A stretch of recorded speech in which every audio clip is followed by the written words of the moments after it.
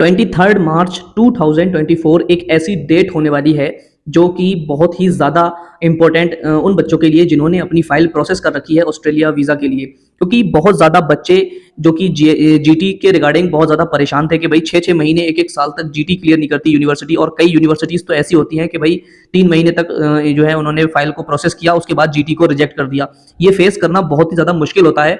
और अगर मैं प्रोसेस की बात करूँ तो कम से कम भाई, अगर आपने 12th करने के बाद या ग्रेजुएशन के बाद फाइल अपनी एम्बेसी में डाली है या फिर अपनी फाइल प्रोसेस करना चाह रहे हैं आप ऑस्ट्रेलिया के लिए, तो कम से कम भाई आसानी से 6 महीने या 5 महीने लग जाते हैं जो वीज़ा आने में, जो कि एक बहुत ही बड़ा टास्क होता है, बहुत ही बड़ा टाइम होता है। और अगर आपकी किस्मत और भी ज़्यादा माड़ी है तो भाई आप यकीन नहीं करोगे, 1 साल आराम से निकल जाता, पता ही नहीं लगता। ठीक है, तो इस सब चीज़ों को जो अभी तक इतने ज़्यादा बैकलॉग लगे हुए हैं, काफ़ी ज़्यादा वीज़े जो एम्बेसी में फाइलें एम्बेसी में पड़ी हुई हैं और अभी तक वीज़ा नहीं आ पा रहा, इस चीज़ों को सुधारने के लिए और कुछ नए रूल्स एंड रेगुलेशंस को इम्प्लीमेंट करने के लिए 23 मार्च को एक बहुत ही बड़े लेवल पर चेंजेस होने वाले हैं। क्या क्या चेंजेस होंगे वो मैं इस वीडियो में आपको डिस्कस करने वाला हूं। बने रहिए मेरी वीडियो से लास्ट तक। If you are new one on my channel then please subscribe and also press the bell icon for the latest update of my videos.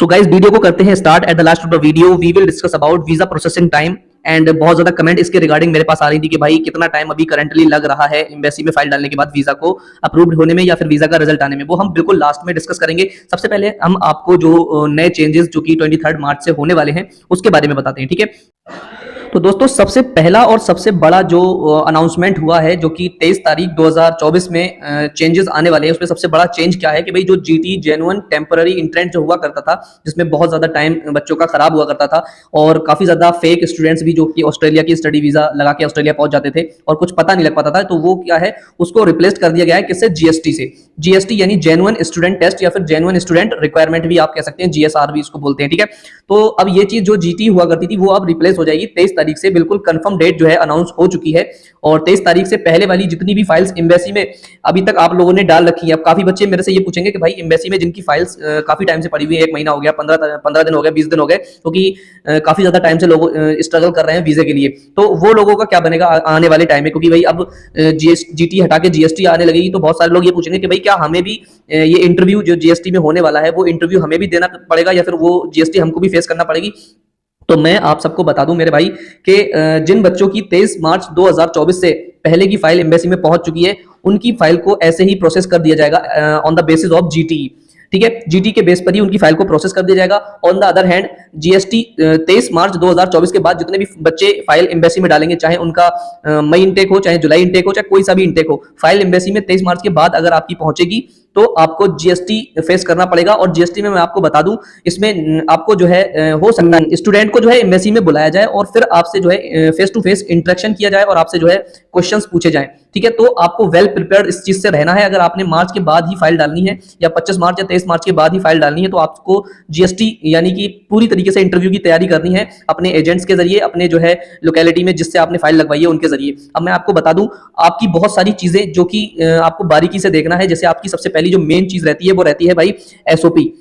कहीं ऐसा ना हो आप अपनी एसओपी में कुछ लिखें, आपके एजेंट ने कुछ लिख दिया और आप वहां जाके उसको कुछ बता रहे हैं इंटरव्यू लेने वाले को। ठीक है, तो इससे बहुत बड़ा इंपैक्ट पड़ेगा, आपका वीजा जो है रिफ्यूज कर दिया जाएगा। तो एसओपी बहुत ज्यादा ध्यान से पढ़ें, आईटीआर वगैरह, अपना इनकम सर्टिफिकेट्स वगैरह, इन चीजों को बहुत ध्यान में रखें।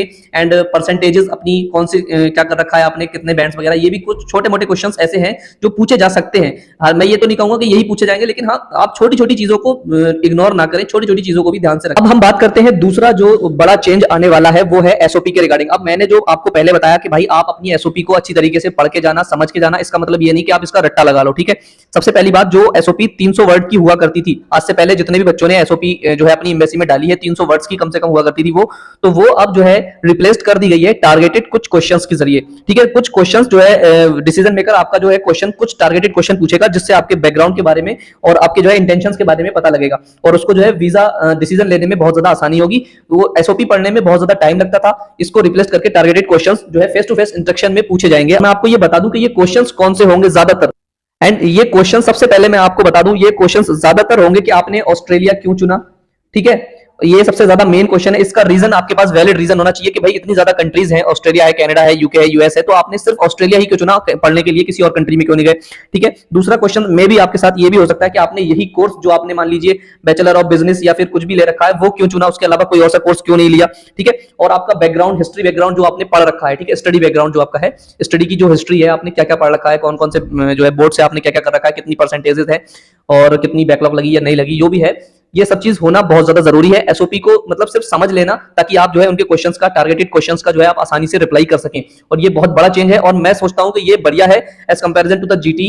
और जो जीटी में हम इतना ज्यादा टाइम बर्बाद करते थे, फिर उसके बाद एसओपी लिखते थे, ये बहुत ज्यादा बेकार चीजें थी। फिलहाल अब जो आने वाला है इसमें सबसे पहली बात तो जो वीजा प्रोसेसिंग टाइम था वो भी काफी ज्यादा कम कर दिया जाएगा। जैसे कि आपने, आपके दोस्तों ने, आपके भाई बहनों ने, किसी ने भी यूएस का अगर इंटरव्यू दिया होगा तो उसका तो बहुत ज्यादा टफ होता है। लेकिन हाँ, अब अगर अब आप देखेंगे तो बहुत सारे लोग यूएस जा रहे हैं इंटरव्यू देके, क्योंकि अब जो है थोड़ा इजी कर दिया है। तो ऑस्ट्रेलिया का भी इतना ज्यादा टफ नहीं होने वाला, क्वेश्चंस बहुत ही लिमिटेड होंगे और बहुत ही अच्छे क्वेश्चंस पूछे जाएंगे। जिस बच्चे ने आइल्स वगैरह कर रखी होगी, definitely I will guarantee you कि आप आसानी से इंटरव्यू क्रैक कर लोगे और आपको कोई भी दिक्कत का सामना नहीं करना पड़ेगा। बस शर्त सिर्फ इतनी है कि आप जब भी अपनी जो है, अगर आपने पैकेजेस वगैरह कर रखे हैं या फिर आप स्टेप वाइज भी लगा रहे हो और आपको अभी तक पता नहीं है कि हमारे एसओपी में मतलब हमारा क्या पूछेगा, क्वेश्चन कौन से पूछेगा, तो आप जो है अपने एजेंट से सब कुछ एक एक चीज पूछ के जाना, उसके बाद ही एम्बेसी में पहुंचना। ठीक है। अगले चेंजेस होने वाले हैं वो इंग्लिश लैंग्वेज रिक्वायरमेंट के ऊपर होने वाले हैं। जैसे आपका जो पीटी का एग्जाम होता है या फिर आपका आइल्स का एग्जाम होता है, ठीक है, तो वो उन सब में आज से पहले आपने देखा होगा, जो बैचलर के लिए एम्बेसी में फाइल डाल रहा है तो वो 5.5 भी बैंड अगर आपके होते थे तो वो लगा दिया करता था, जो है यूनिवर्सिटीज या फिर कॉलेजेस उसको एक्सेप्ट कर लिया करती थी। ठीक है। और इवन एक सब्जेक्ट में 5.5 हुआ करते थे। मास्टर के लिए कई लोगों ने फाइल लगाई है जिनका जो है 5.5 एक मॉड्यूल में है, ओवरऑल 6 बैंड थे और उनके वीजे भी आए। लेकिन अब आने वाले टाइम में ऐसा बिल्कुल नहीं, overall 6 and not less than 6 होने चाहिए, then you will eligible to apply for masters only. और अब मैं बात करता हूं वीजा टाइमलाइन के बारे में। बहुत ज्यादा बच्चे इस चीज को लेकर बहुत ज्यादा परेशान हैं, जिन्होंने भाई 25-20 जनवरी को फाइल एम्बेसी में डाली है, अभी तक उनके वीजे नहीं आए। काफी ज्यादा बच्चे ऐसे मुझे देखने को मिले हैं कि भाई फाइल एम्बेसी में काफी कम से कम एक डेढ़ महीना हो गया, लेकिन वीजा अभी तक जो है अप्रूव्ड नहीं हुआ, कोई रिजल्ट नहीं आया। तो मैं उन्हें बता दूं मेरे भाई, कुछ कुछ केसेस ऐसे होते हैं जिनकी फाइल एम्बेसी में काफी ज्यादा टाइम तक लगी रहती है और उनको डेफर लग गए होते हैं, तो उनसे वो एम्बेसी जो है S56 की रिक्वेस्ट डालकर उनसे जो है फिर से अपडेटेड सीओई मांगती है।